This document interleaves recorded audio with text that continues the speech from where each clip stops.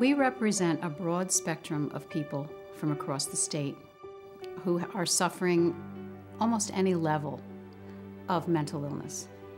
Children, adults, people with anxiety disorders, all the way till people with very serious and persistent mental illnesses. Well, their mission is to really improve the quality of life of persons with mental illness, to empower them, to create an environment where they can fulfill their potential as human beings. I could think of no more important mission for an agency. I had one brother, 4 sisters, and my dad had left when I was about 6 years old. My mom was an alcoholic, and she was kind of brutal on us. But we did have somewhat of a life, you know. It wasn't really all bad. Both my mother and father's deaths were suicides. And the day that we buried my mother, my father committed suicide.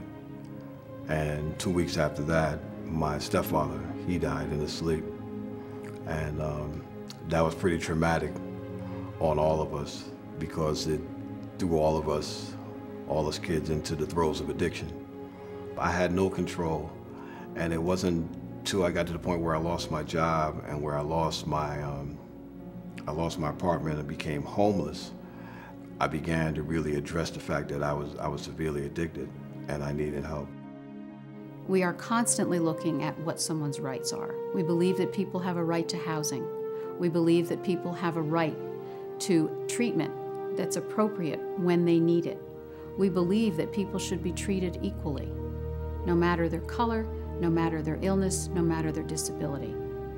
As a business leader in the business community, I think it's important for all of us to understand that there is no stigma attached to mental illness, that a person that's a mental health consumer is no different than a diabetic or someone who's a cancer recovery patient or any of that. Mental illness is something that you live with.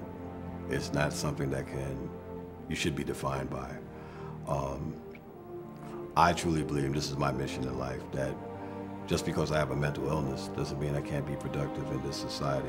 I had contacted MHA and I got enrolled in their Consumer Connections 2-week training. And I think that was probably the turning point, one of the turning points of my adult life. It became one of the most enjoyable aspects of my life. And I owe Consumer Connections a debt that's beyond, you know, what anybody can owe a person. I think the primary goal of the Mental Health Association in New Jersey is to use advocacy and education to reduce the stigma of mental illness and also to improve access to a variety of treatments, particularly in the community, for both children and adults with mental illnesses. They also recognize implementation issues and are often willing to step up to the plate to partner with us in government to make sure that these things are implemented in the way that makes the best sense for people. One of the most important things is for consumers' voices to be heard. It's very important for the Mental Health Association of New Jersey to work with government because in many ways they serve as a voice for the voiceless. I would say most recently, our legislative work has created some significant change, and it's one of the reasons that I love the job I do.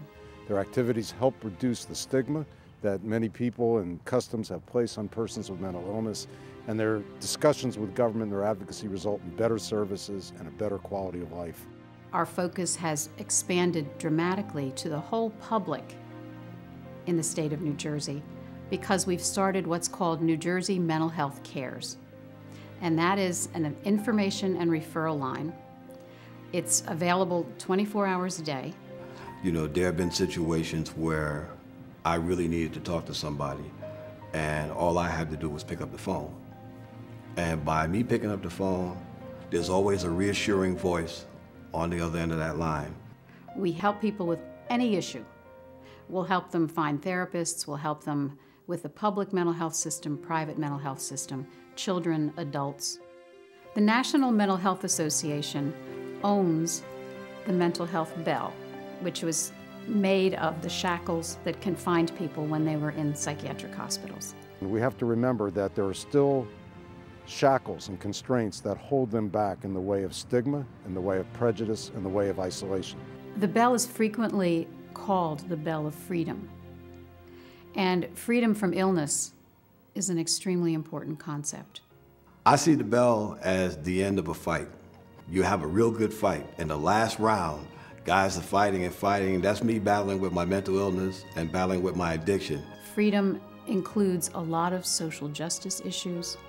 It includes the ability to pursue your own treatment, to be able to have that covered by insurances, to be treated like everybody else, to have an opportunity to have a life that is as normal as possible.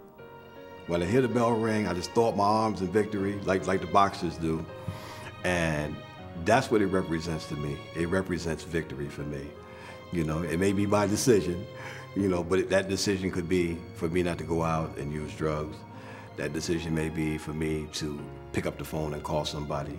That decision may be for me to get involved in something with MHA. You know, that bell symbolizes liberation for me.